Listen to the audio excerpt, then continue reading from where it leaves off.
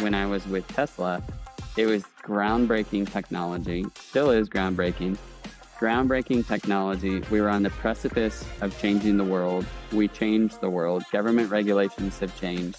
And it's all because of one man's vision and one company and the work that those individuals did to bring energy and to bring electric vehicles to the forefront of the way we think. If you think about the top of the triangle in the corporate setting, your leader's at the top, and then the leader cascades down information to the employees.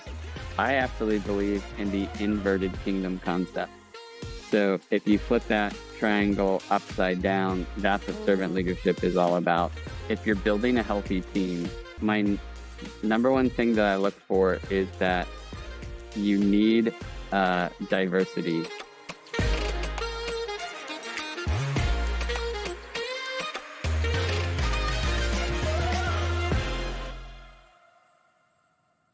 Hello, and welcome, our dear listeners, to my podcast, Love People Technology Learning. And I am your host, Tamara Kocharova, CEO, Lane CI.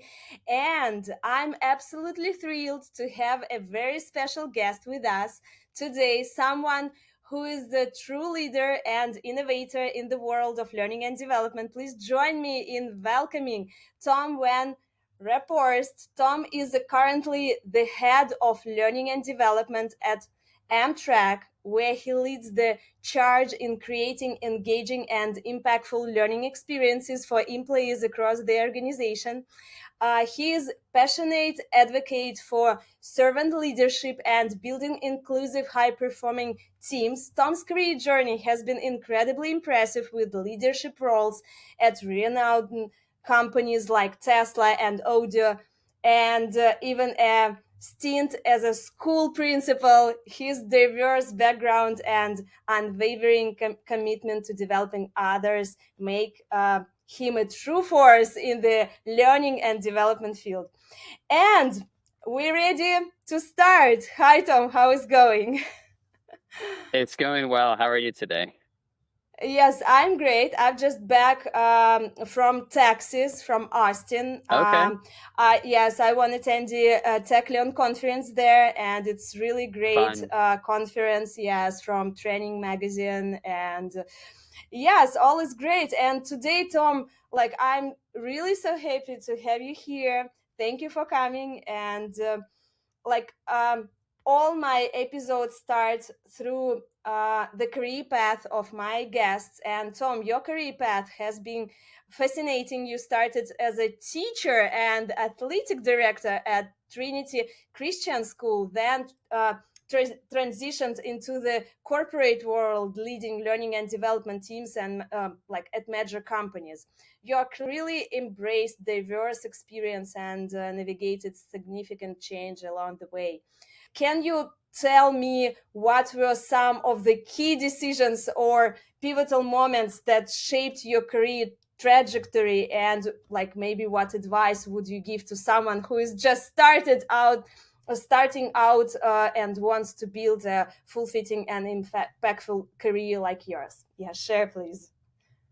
Yeah, absolutely. And thanks for asking. I don't know how impactful my career has been up until this point, but I can say that it's really all about the people that I've worked with along the way and that I currently work with as well. And it's about just really building trust and synergy with those individuals. But yeah, I started out in the private school setting as a school teacher, and then as an athletic director, building programs and working with coaches and working with athletes. And I was with that school for about 5 years. And at a holiday party, I met the head of the Audi of America Academy, and he started talking to me for about a half an hour, and he asked me if I was ever interested in moving to the world of corporate learning and development. And I said, no, I've never thought of it ever.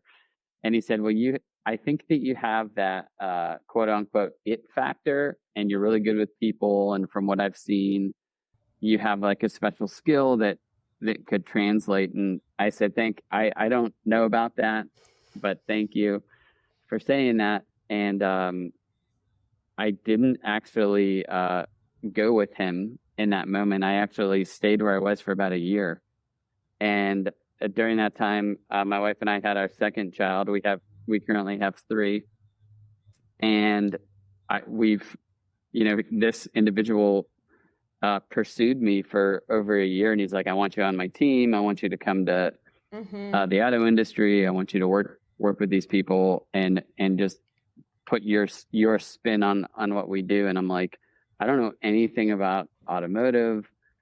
I kind of know a little bit about education from my own education, and then just from working with others. So we took a shot. My wife and I, we said, "Hey, let's give it a shot." And we went to Audi, and we were there for about 3 years. And I thought that was going to be the place where I was going to stay. And then I had this opportunity to join this startup company in that's based out of California. And I was kind of scared to do it because I thought to myself, what does this company have to offer? They're not a true automotive company. And then it was Tesla, and I said, okay, let's give it a shot. And it was kind of like this place where I could spread my wings and fly and work with some of the most innovative people in the world. And a lot of these people some of these people had Ivy League degrees, and some people barely finished high school. And what I learned was that the passion and the drive and just the sheer brilliance of these individuals that I got to learn from each and every day really helped shape me from from a leadership standpoint. And it was just this eye-opening experience that, wow, I'm learning more from them than they're probably learning from me in this space. And we did a lot of cool things when we were there.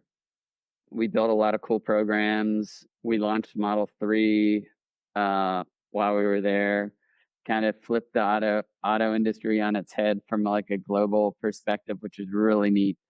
And I really loved everything about it. And then the Trinity, the school I was working at, actually called me to come back, and they said, "Hey, we see that you've enrolled your two oldest kids. We want you to come back like on the leadership team." And I thought to myself, "Oh my goodness, this is so interesting." Like I'm like Tesla's like and doing the pretty same well, big decision the huge, same huge, again. huge, yeah, huge decision. But I believe everything happens for a reason, and everything is meant to be, and that okay, and this is kind of like a ministry opportunity for me as well. That's one of my passions, and I got to be on campus with my kids for a few years. So we did that. And then Amtrak had an opening a few years ago as they needed a leader for their learning and development, leadership and development, and things of that nature. And I said, "Hey, I think I'm ready to go back into the corporate world." And been there ever since. And I get to work with extremely intelligent people, and just work with innovative people. And I learn from them each and every day. So that's my biggest takeaway. How can I learn from others each day? So that's kind of my trajectory, like in a nutshell, if you will. So it's been interesting. It's been fun. I'm really excited to see what the future holds, but at the same time, really just embrace the present and not take anything, any second, any minute, any day for granted. Yeah, and it sounds really so good for me. So great ideas, and I'm totally agree about like everything what you mentioned about people who are around you, and like a synergy when we work with individuals, and we learn a lot from them, and how it's really important to have amazing team with the great people around us, I think, with the same values which we share. And it's really great. And I have 3 sons too. You mentioned that Okay. you have 3 kids. I have 3 kids too, three Yes. sons. Yes, we're on the same page. And like every day we have a huge decisions, and it depends on from us, right? Like, can we handle it or no? And Mm-hmm. if you want to develop something in your life and be better than you are yesterday, like you was yesterday, you can do it. And you are like a great example for that, like step by step, huge decision, but it is what it is, where we are. And it's a great. Yes, thank you for sharing for that. And I know how it's so hard to have the opportunity to choose something really new for us, like innovator. Yes, and you worked in innovation Mm-hmm. companies, and it's I think it's your uh, great skill. Yes, thank you. And Oh, thank Tom, you. you've described yourself as a servant leader. In your LinkedIn profile, I've read a lot about that. And this leadership Mm-hmm. philosophy has gained a lot of traction in recent years, as more and more organizations recognize the importance of powering and supporting their employees. I'm interested in hearing more about your personal interpretation of servant leadership. What does that truly mean to you, and how does it show up in your everyday life, both at work and at home? Yeah. So I think first and foremost, just recognizing that I can't do anything on my own and that I need others to succeed. And when we think about the term succeed, that looks different. That looks different for everybody. So yes, it looks yes at home, or at work, or the church I'm involved in as well. I'm part of a team there too. Um, it's all about supporting others to lead and giving them the empowerment to make decisions and to lead as well. So recently, I've been coaching my son, one of the coaches on my son's football team, and it's really the same mentality. They're like the players are gonna play, and they're the brilliant ones out there. All I can do is help to coach and help to support. But when I think about servant leadership, I think of a triangle, Mm-hmm. and typically in a triangle, if you think about the top of the triangle in the corporate setting, your leader's at the top, and then the leader cascades down information to the employees. I absolutely believe in the inverted kingdom concept.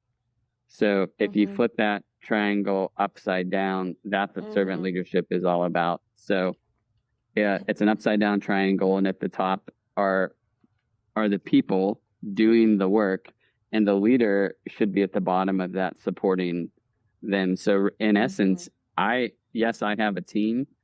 I've had teams, but and yes, I have a family, but at the end of the day, I am supporting both teams, my home team, which is my family, my number one team, my work team as well. That's it. So like my goal is uh, to lead them by example, but let them go, let them thrive and empower them to do their best and to make decisions and to support them however I can. Now, again, I'm not perfect at that. I'm not even good at it. Uh, I falter, I fail all the time.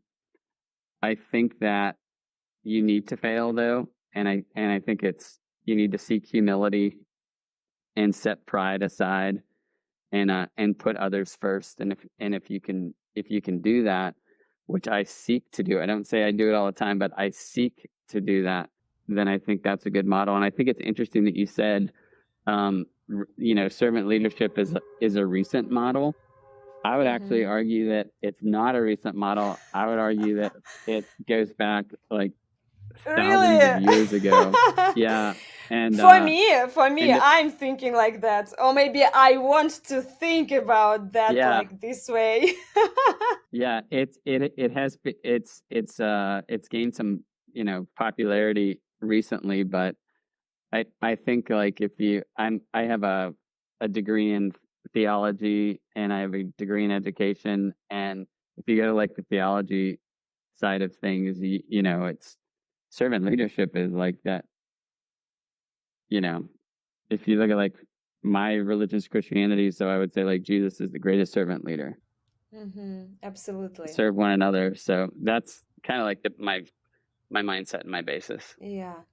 But I agree with your idea, and I love this model. I've read about that in Japanese Hmm. philosophy about leadership, about triangle, which you talked about. It's Yeah. a great idea when your employees are like in a high level, not like in the like uh, it's not in a down piece of triangle. It's like, yes, and Right. I love it. I love it absolutely. And you worked, Tom, in vastly different environments, from education to Tesla to Amtrak. Each of these organizations has its unique culture and team dynamics. I'm sure you encountered a wide range of challenges and successes when it comes to building high performing teams. What is the biggest lesson you've learned about building a thriving team, regardless of the industry?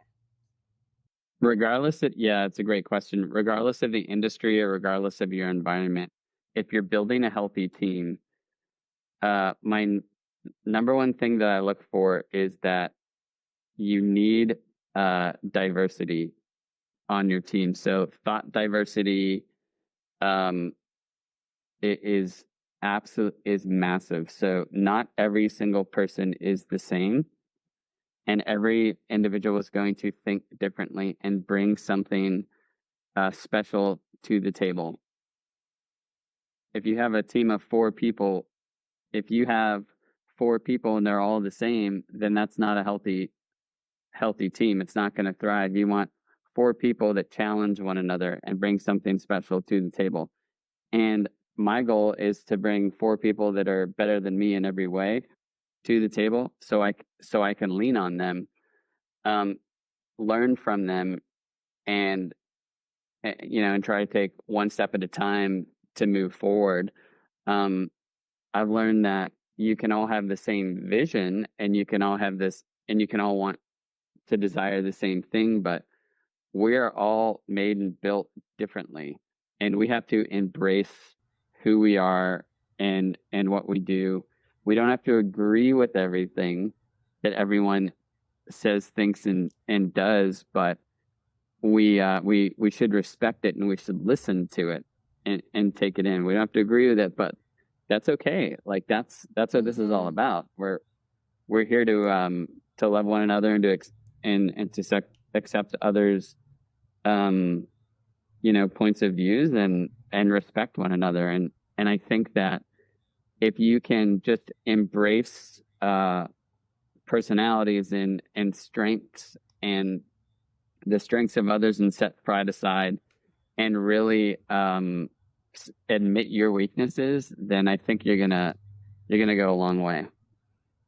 Oh my God. I'm hearing you, and like, not like, I'm totally agree about like my leadership style too, because always I support uh it's Hakadziz's concept. Maybe you've heard about that. On his philosophy, he told that we need to build the team who's better than we are, because we are not perfect. We have the great skills, but like several skills, like a leaders. Like, okay, I can build great, great team with the great values. I can support them, motivate them, like give a great feedback. But I could not do many things like a leader, because like I'm a human. I'm not a god, but I think the god too are not perfect. Is not perfect. I think so. And it means we need to build the team who is better than we are, and who is really do the great work, and they love it and they passionate about that, and it's our role like leaders, and I love it, totally agree, and like thank you for sharing about that. Yes. And Tom, speaking of different environments you've led in learning and development teams in both fast-paced, innovative companies like Tesla and more maybe Yeah. established organization like I'm thinking like Amtrak, the leadership styles as like strategies that work is one setting may not necessarily translate to another. And I'm curious to hear your reflection on leading L&D teams in this like constructing context. What are some key differences you've observed in building and leading L&D teams in a corporate setting like Tesla versus like a more maybe traditional organization like Amtrak? How do you adapt your leadership style to effectively manage diverse teams? Newsflash, I don't. I am who I am, and I I try to be the exact same person in my house, at my school, at my church, on the sports field, when I'm with executives. I think humor is important. I think people's opinions are important. I think listening and accepting others' points of view uh, are important, and I think having that courageous mindset and embracing vulnerability and always seeking humility, not being arrogant, but seeking confidence is really important. So one, it's being comfortable in who I am as an individual and trying to tell others, I do not want you to be something that you're not. I want you to be you. So when I'm building a team or and I'm recruiting or I'm coaching someone, my goal is, and again, like I don't always hit the mark. My wife likes to say, hey, you're an expert in communication, but you're a horrible communicator. And I'm like, yeah, I know, like I get it. I'm not good at it, but like I can tell you all of Moravian everything. I can tell you all about it, but you're right. I'm horrible at it. With that being said, I think that it's crucial to seek to listen, seek to understand, and to remind people that hey, you're like the X factor, and you're the X factor because of who you are, not what a job description says. So that's what I'm looking for, like when I'm building a healthy team. Also, when you enter into an organization, every organization is going to have their own type of culture, and that's like the word of the day, right? Is culture. What's your culture like on your team? What's your culture like at your company? What's the culture that you look for? How do you define culture? How does this group define culture? I think that if you can get a good grasp of what the culture is like at an organization, then you can enter that culture knowing what your audience is going to be more receptive to. So like that's one part of the equation. The other part of the equation is what I like to say is the same anywhere you go, and that is dealing with personalities. So this isn't sales, this isn't automotive, this isn't education, this isn't you know business per se. This is the people business. Everything is people. In my mind, it's all about people. So like when you go to like business school, they talk about the 3 P's: people, product, and process. Right?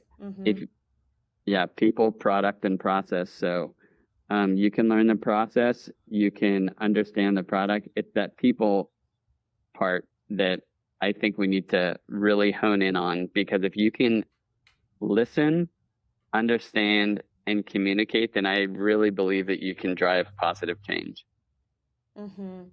Yes, and like continue this idea. Tom, you've mentioned that inclusion and innovation are your superpowers. I've read it in your LinkedIn too, because, like, I read a lot of posts, your posts in LinkedIn, and these are certainly valuable qualities for any leader, especially in today's rapidly changing world. And I'd love to hear about a specific example of how you've used these superpowers to make a positive impact for the business. Yeah, I joke when I say they're my superpowers because, like, I don't know if they're anyone's superpower. I think that, everyone's we're all learners, and we're all, we're all students, and we're constantly learning, and the times are changing so quickly. And I think that as a leader, we have to be students of society and what's going on so that we can take all of this data in.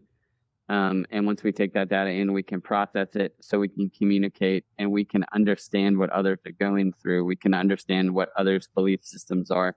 We can understand what people's points of views are. And in doing so, I think that we can have an inclusive mindset, and then hopefully harbor an inclusive environment. So it's really just being open to let others have a voice and to let others live, and to be who they are, who they want to be, or who they're meant to be.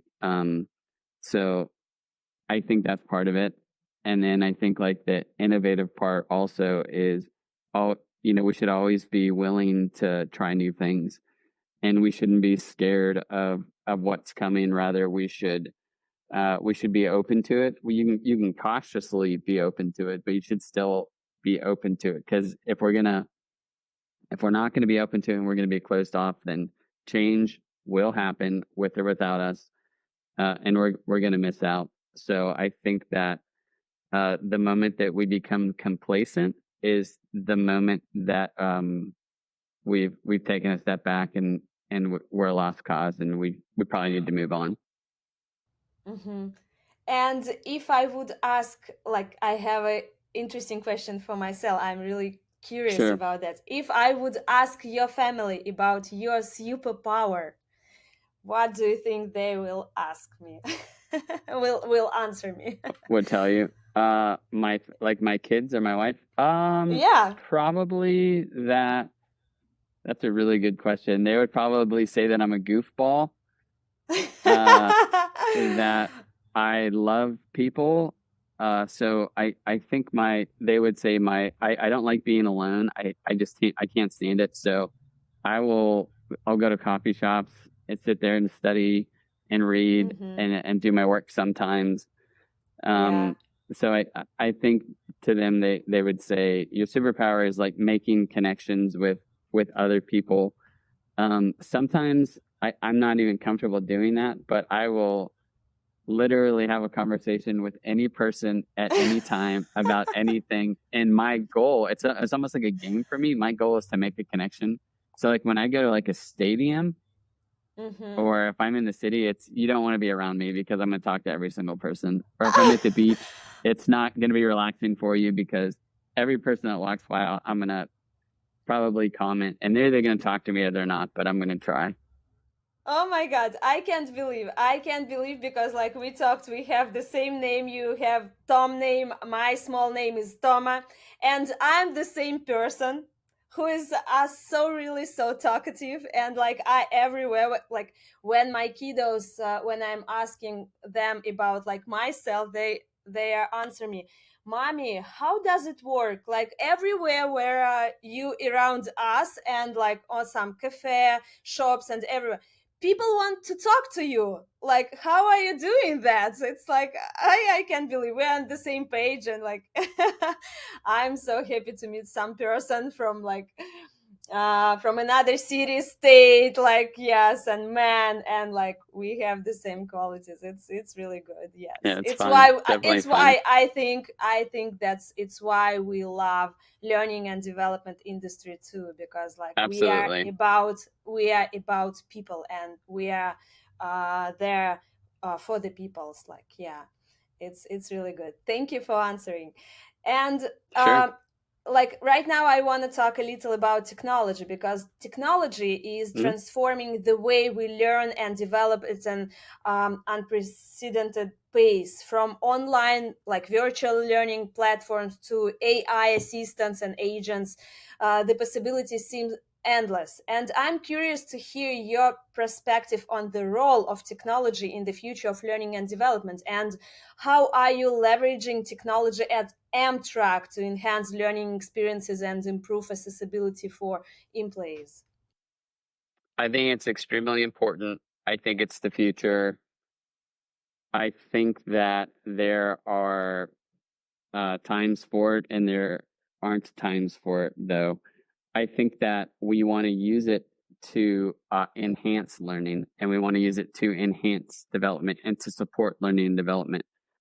The the trick is, though, not to become so reliant on it that it takes the place of learning and development, where you're not learning and you're just using AI to do your thinking for you. You want to use it to assist you in creating. You want it to assist you in your personal innovation.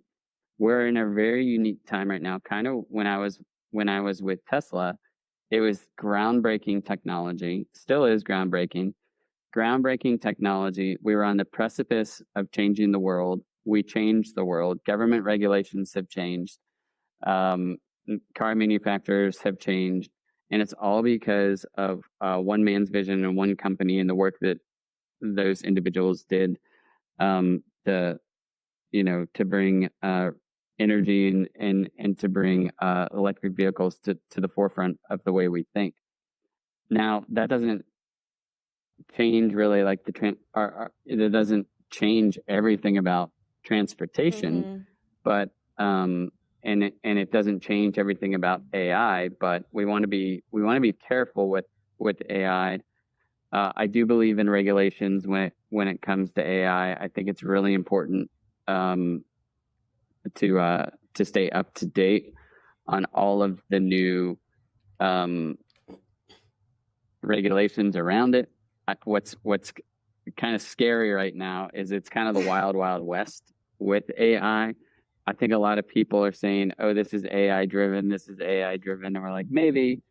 But if we're thinking about learning and development, how can we use AI to our advantage? So how can we help learners get information quicker so that they can uh, understand the knowledge and retain that knowledge as well, Mm-hmm. so they can have it at their fingertips at the right time.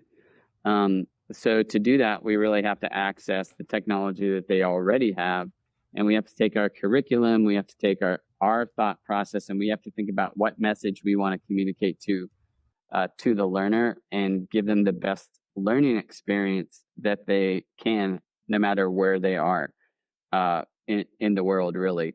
Now, with saying that, I'm a strong believer of uh, instructor led in person learning, digital learning, virtual learning, um, independent learning. I think that there's a place for all of it. I think that the term hybrid is what everybody needs to really embrace. And I come from the world of academia to begin with, and academia, you know, ebbs and flows with it as well. They say, "Oh, we're going to go all in on technology. Oh, we're going to pull away from technology." I think the perfect place to be is right in the middle. Yes, yes, place in the middle. And at the same time, like, do you believe for developing, like you mentioned Tesla, and I know that Tesla has a project about Copilot, like something like that, when you can drive Hmm. your car without driver. And I used it's a taxi service. Yeah. Yes, I once tried in San Francisco, and in Austin I saw the same. It's Right. a Jaguar Yeah. startup. Yes, with the Hmm. without driver, and it's an incredible experience. It was incredible experience for me. And do you believe that one day we will start to learn with mentor, coach, trainer, assessor, AI, like just AI, no humans. Do you believe in it No, I one don't. day? No, no, Why? I think that Why? You mentioned right because now that Tesla changed, like, yes, and government and rules and laws and everything. Like, it's happening like every day something change. And like open AI, they mentioned like 1 week ago, I think, that they released GPT 1.0, and right now AI is like a PhD human, like he or she yeah, has PhD level. It means a lot yeah, for the industry. Yeah. absolutely. Yeah, I think that it we want it to be used for good. So what worries me is that it can be used for evil, if you will, but like I want it to see that it's used for good. I think there has to be some sort of human element to it, though. I think that a lot of people say, oh, AI is going to eliminate all of these jobs, and I would argue it's going to create a lot of jobs as well. Mm-hmm. So it's Mm-hmm. just shifting the industry. So it could eliminate 20 jobs here, but it could also create 10 or 20 jobs over here. So I think to have a good AI, you still need somebody in the background to do the code and to have the thought process of what do we want the AI to do. Now, it's got to be regulated though, because AI is so sophisticated that Absolutely. it could do with what you're saying. So when I was saying no a few minutes ago, that was more so my fear talking. Yeah. No, I don't want that to happen, just because the possibilities could be endless. So we Yeah. have to use it for the right purposes and the right Right thing. reasons, and Yes. use it for good. Absolutely. And we need like learning and development experts. We need to think what's the goals like for our business, for our departments, for our learners. It depends from them. It's like technology for technology. It's not, it doesn't resonate with me. And like, yeah, it's just a buzzword, Yeah, like use it like a buzzword. No, like we always yeah, should think about the goals and our learners and what will be and the the best way for, yeah. ethics as well, right? Yeah, absolutely. Yeah. And at Amtrak, you are leading the learning and development efforts for a major national transportation company. And I'm interested to learn about your vision for the future of learning and development at Amtrak and the key initiatives you're focusing on to drive employee growth and organizational success. Can you share something really interesting which drive you and your team in your learning and development field? There are so many different aspects of what we do at our company in L&D space. I'm going to go back to the people though, and I want to just say that we have such an continue continued opportunity to develop the people that we currently have. So we want to attract, we want to develop, and we want to retain our our employees, and we want to give them every learning opportunity we possibly can so that they can become their best selves. Uh, we want to cross train individuals. We want to give them opportunities to develop and to learn new skills, and we want to help them do that. I think that the use of new and modern technology is really gonna help do that. And one of the goals is to take what we have in our infrastructure and really reach an employee, whether they're sitting at our corporate headquarters or whether they're on a train or whether they're at home. They should be experiencing the same, if not similar training, or the same learning experience, no matter where Mm-hmm. they are. Mm-hmm. That's the goal. So we're working on working with other companies and and our innovation thought partners to see how how we can continue to do that. And I'm being vague on purpose because I don't want to give away anything. But the goal is to use the technology that we have and the technology that's coming down the pipe to really give our learner instant updates, instant notifications, so that they can have what they need in the palm of their hand, and then also to be available to them as well, to listen to their feedback so that we can course correct and continuously aim to be better. I've been in 2 trainings the last 2 days myself, and I'm absolutely exhausted. And what that tells me is that it reminds me, okay, I just put on my learning cap for a moment. So if I'm this tired, how tired are the employees at the organization that I'm asking to take the trainings that we're developing, right? Because I need to sit and I need to think and I need to really meditate on what I've just learned. Reflect or something like, reflect, journal as well on how am I going to then use all of the information, some of the information to move forward. So it just goes back to like, we all need to be students of it. We need to be constant students, and we should really seek to be, seek to learn however we can. Absolutely right. It's like yesterday I was speaking about AI in learning and development on the TechLearn conference in Austin, and we talked about do some companies back to the classroom or stay in virtual.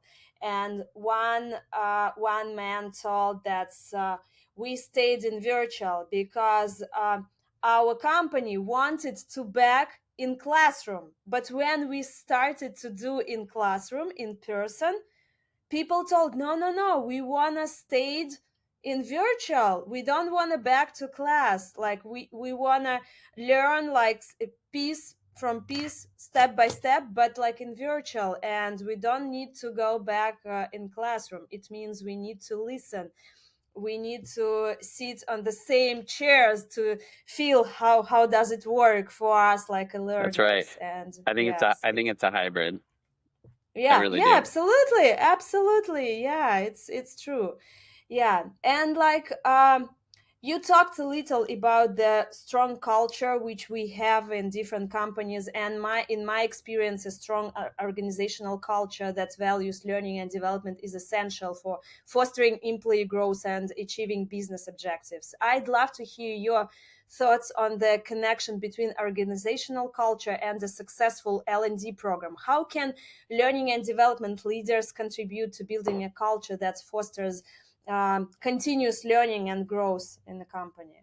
What do you think? Yeah, so that's always been the question at most companies, right? How do you find another way to say, I think what you're asking is like, what's the ROI? Like, how can you tell all the executives what your return on investment is? I would start with people. I would say, hey, we need to really dig deep into what skill gaps are here at the company, and how do we first identify what the needs are for learning and development for our employees. And then what we want to do is we want to align those L&D programs that we're building with the initiatives that the business has set out, right? And I think it's always important that, yes, we're developing our employees, but we have to remember too that we're working for a company. And then lastly, I think data is so stinking important that, since I've come to Amtrak, my colleagues and I have just built dashboards on top of dashboards on top of dashboards. And most people were thinking, but you're learning, like, why would you do that? I thought you were all about books. I love to hear it. I love to hear that. That's learning and development has data, because it's really important. But like in learning and development, from like most of all, it doesn't work. and I'm so happy to hear it. Yeah. So, and it's okay. And I think that learning cultures are scared of when they hear the term like ROI. They're scared when they hear the term metrics. They're scared when they hear the term efficiency and workforce, right? Because they think, but we didn't go to school for this. We went to school for to teach, or we went to school to be instructional designers, or we went to school to learn these methods. But you know, it's essential that we have a strategic, data-driven approach that is directly linked to your business's initiatives, and that way you're going to be able to measure what your ROI is, and then specifically to your financials and your learning and development and strategic approach. I really believe that like you have to set your goals, even in L&D. It's got to be again attached to your business initiatives, and that you have to measure those goals like anything else. It's just the part that nobody really likes to talk about, but you have to talk about it because you have to have a proper a measurement model to the business. Yeah. But I think data is key, Yeah. and data tells a story. So Oh my God. Yes, thank you for this key idea about data in learning and development, because it's really important. And right now, if you wanna build some great product in learning and development and everywhere, you need data. Like you cannot talk just like we are thinking, like we think that it's like that without data. Like how do you measure it, like how do you measure the result of your work, or like how do you measure employees, like people?